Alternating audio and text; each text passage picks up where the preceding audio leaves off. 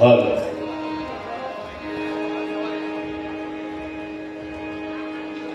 ખૂબ ખૂબ ધન્યવાદ. આજે શરૂઆતથી પણ સત્સંગનો દોર જબરજસ્ત ચાલી રહ્યો છે અને હું પણ ગદગદ થઈ ગયો. આજે 4 વાગે મહેન્દ્રભાઈ ઉઠાડ્યા છે તો સત્સંગ જ ભૂલી ગયા. હવે ગુરુ મહારાજ કંઈક કે તો કહીએ. હેજી સદગુરુએ જળજરી અને જળજરી અપરંપાર. હેજી સદગુરુએ જળજરી અને જળજરી અપરંપાર. કોઈ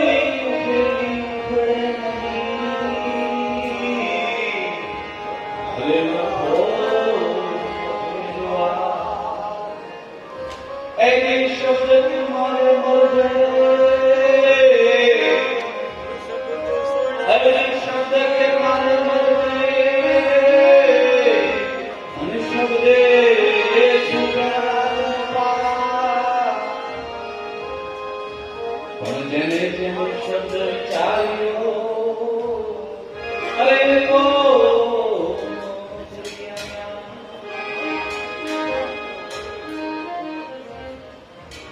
આજે સુરતની આ પવિત્ર અને પાવન ધરાને હું કોટી કોટી વંદન કરું છું.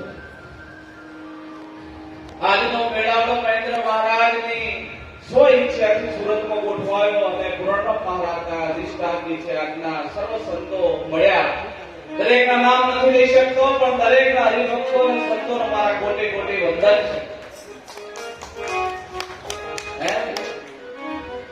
આ ભેગા મળવું એ મહત્વનું છે.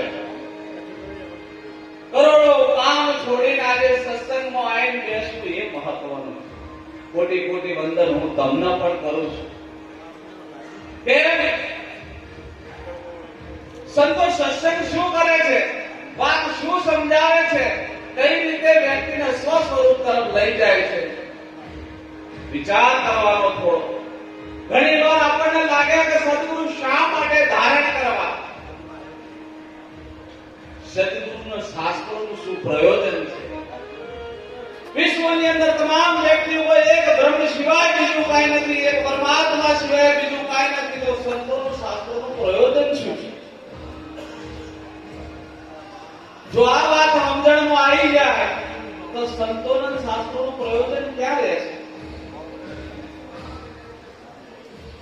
સંતો શું કરે છે, કયા સત્સંગની ધારા ઉપર તમારા મુકામ સુધી પહોંચાડે છે?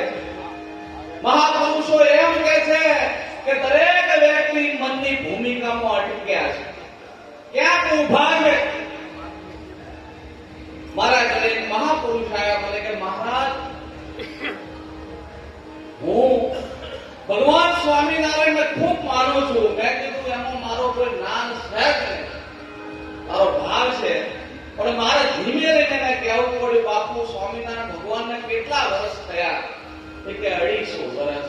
એ પહેલા જગત નહોતું? ઓહ, એ પહેલા તો હતું. કોણ ચલાવતું હતું?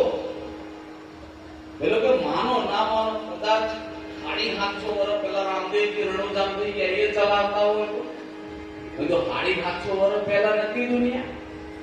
તો વિચાર કરતા કરતા કે ભાઈ કૃષ્ણ ચલાવતા છે, કૃષ્ણથી ઉપડ્યો રામ ચલાવતા છે, અને છેલ્લે એને ભૂમિકા બાંધી કે બ્રહ્મા વિષ્ણુ મહેશ ચલાવતા છે, એના ઉપર મહારાજ કોઈ ના હોય. હજુ તારી સુરતા દોડાય ત્યાં ત્રણની ઉપર પણ આદિ શક્તિ છે, આદિ શક્તિ ઉપર કોઈ ના હોય. ત્યાં મારા મહાપુરુષો કહી દીધું કે આદિ શક્તિ ઉપર તું છે.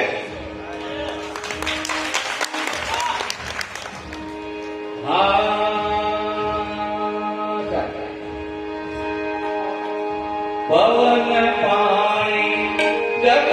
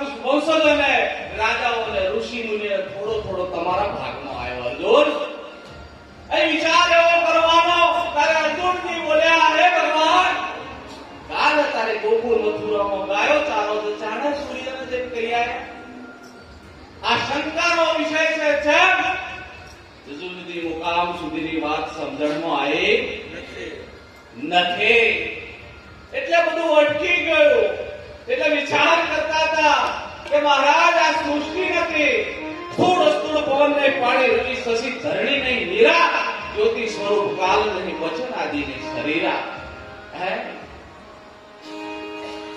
राम गोरख एकू नहीं वहां पे नहीं कोई मंत्र के पूजा हरिहर ब्रह्मा नहीं शिव शक्ति नहीं वेद के विचार બધું અટક્યું છે ક્યાં આયુ નથી આ બધું આ બધું હલવાનું છે એક જગ્યાએ સદગુરુ ઈશારો કરે શાંત કરે ઉભો થા હે હા ગગન કે જબ પાવન નહીં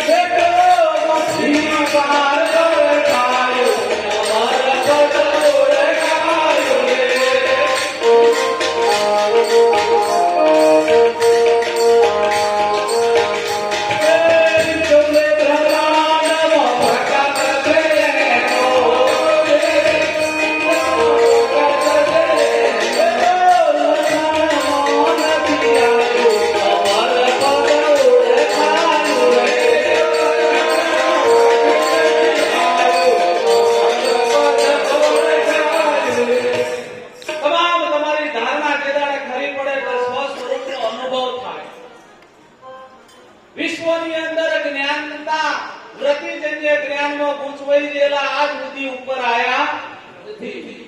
અહીંથી નીકળી જાઓ, સ્વયંની ભૂમિકામાં જાઓ, સ્વયંના જ્ઞાનને પ્રાપ્ત કરો. જ્યારે સ્વયંનું જ્ઞાન પ્રાપ્ત થાય ત્યારે મારા તારાનો ભેદ મટી જાય, રાગ દ્વેષ મટી જાય, આવા જમન મટી જાય. પણ અહીંયા જવાની વાત છે. સંતોએ કહ્યું કે ભક્તિ કેવા પુરુષનું કામ, કેવા માણસનું કામ. સંતો કહે છે ભક્તિ સુરાની નહીં કાયરનું. મસ્તક મેલો પહેલા વર્તી લ્યો. અહીંયા સંતો શું કહે છે? જે મહાપુરુષોએ અહંકારી રૂપી આ શીશ જ્યારે સદગુરુના શરણમાં સમર્પણ કરી દીધો, તન મન ધન આપી દીધું, અને અધિષ્ઠાનની અંદર જ્યારે ખબર પડી ત્યારે ત્યાં કોઈ જાતનો બખાડો છે નહીં. આખું વિશ્વ ઘણા કે સદગુરુની સત્તા શું? મેં કીધું સદગુરુની સત્તા એ છે, સદગુરુ ધારે તો સૃષ્ટિનું સર્જન કરી નાખે, અને સદગુરુ ધારે તો સૃષ્ટિને લય પણ કરી નાખે. આ તમે બોધનું જ્ઞાન છે, અને આ સદગુરુ પ્રેક્ટિકલ કરાવે છે. અત્યારે ઘણા કે નામ રૂપ ગુણ ચોથું પદ અવિનાશી, મારા હતા બધા પુત્ર. હમણાં મારા આડાનો ફોન આવ્યો, મહારાજ મને જડતું, બધું તારી હાથ પેઢીમાં નહીં જડો, ઓય આવી જાય. ગોતી ગોતી બધા ભટકે છે. આ પદ કોઈના બધા કે મહારાજ બોલ લીધો, પણ હજુ સમજણમાં આવતો. પણ સાહેબ ત્યારે સદગુરુ શાંત કરે, નામ રૂપ ગુણ આ ત્રણ નથી, એક નામ છે. અને આ પદ જો પકડાઈ જાય તો પછી કઈ કહેવાનું રહેતું નથી. સંતોની સુરતા, સંતો શું કહેવા માંગે છે? ઘણા સંતો એમ કે આ બધું તારું, ઘણા એમ કે આ બધું મારું, ઘણા એમ કે હું કોઈ કહેવાય એવું, ઘણા એમ કે અમારે ભાઈ લગ્ન હતા અને મને કે તમારું લગ્ન થઈ ગયું, તમારું કોટ આવી ગયો, મારું લગ્ન છે, મેં આવું કોટ આવે. એટલે મારા જેવા બેઠેલો ભાઈ ખુરશી બેઠો, પેલો કોટ પહેરીને બેઠેલો, 4-5 જણા આયા. એટલે પેલો જે ખુરશી મારા જેવો બેઠો છે ને કોટ આલ્યો, એ બોલ્યો કે આ કોટ મારો છે. પેલા જઈને કે આ કોટ પેલા ભાઈનો છે, કે ઓને ના પાડી તોય કે છે. પેલો કે જો આ કોટ તારો પહેર્યો પણ તારા આવું કહેવાય. પેલો કે હવે નહીં કહું. બીજા 4 જણા આયા, એટલે કે આ કોટ મારો નહીં. પેલા બધા કહેવા માંડ્યા કે ભાઈ આ કોટ તારો. એટલે કે આ પાછું કોને કીધું? પેલો ભાઈ કહે છે કે આ કોટ તારો નહીં. અહીંયા આગળ ધીમારી પેલો જઈને કહ્યા, ભાઈ તારે ગાય શું બાપા હવા આવું કહેતો, હવે કોઈ ના કહેતો. એટલે પેલો શું કે ખબર છે? આ કોટ વિશે મારે કોઈ કહેવું. બધા તેની પાછા પૂછે કે ભાઈ આ કોટ વિશે કોઈ સમ કોઈ કહેતું. એમ આ વિશ્વની અંદર ઘણા એમ કે આવો પરમાત્મા છે, કોઈ કે આવો છે, કોઈ કે આવો છે, કોઈને હિસાબે હતો. અમારું એમ કહેવું છે, કર્મ ચક્ષુથી તમે એક હાથીને નહીં જોઈ શકતા સાહેબ. ઝુંડ જોશો તો પૂંછડું નહીં દેખાય, પૂંછડું જોવો તો ઝુંડ નહીં દેખાય, આખો હાથી નજરમાં આવે. પણ જો ગુરુની દ્રષ્ટિ મળી જાય તરત આ વસ્તુની શાન પકડાઈ જાય છે. અને જ્યારે શાન પકડાય ત્યારે સંતો અભેદ વૃત્તિથી, અભેદ ભાવનાથી એક તત્વ છે, એના સિવાય બીજું કઈ નથી, આવી એક ચેષ્ટા કરે છે. કેમ?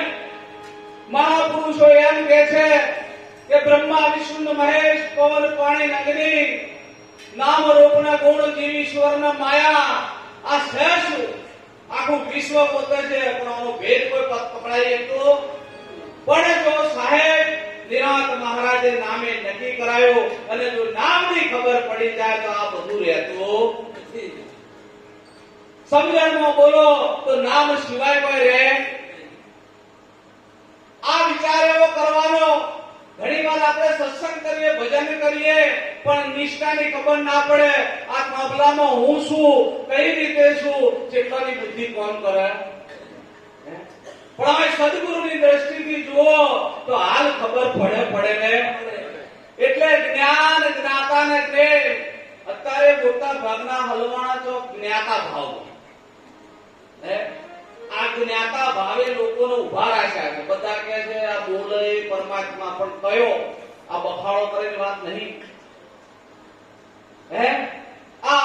પદ છે કઈ રીતે સમજવું?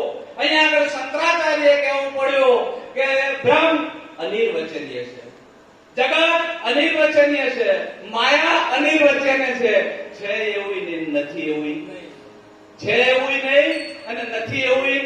જેને આ ભૂમિકાની ખબર પડી છે એને બધા જગતની અંદર 18 ગંગા સતી પણ કીધું કે આ ભૂમિકાની જેને ખબર પડી છે એ આખી જિંદગી મનમાં માલતા હોય તો મન અને આત્મા જેવું બે રહેતો નથી. અને આ ગુરુની નિષ્ઠા છે. બોધ થઈ જાય મનને, બુદ્ધિને અને આત્મા, આ ત્રણ લે નહીં, પછી તત્વ રહી જાય. એ વખત ગંગા સતી બોલ્યા, મેરું તો ડગે પણ જેના મનડા ડગે નહીં રે, બારી રે પડે બ્રહ્માંડ રે. અહીંયા મહાપુરુષોએ ઘણી વાર આપણને એક વિચાર આવે, ઘણા કે શરીર જડ છે અને આત્મા ચેતન છે. શરીર જડ છે, આત્મા ચેતન છે. આ પાંપલો જડ છે ને હું ચેતન છું. આ વાત ઉપર ચોકડી મારો, અહીંયા આગળ સમજણના ઘરમાં આવો.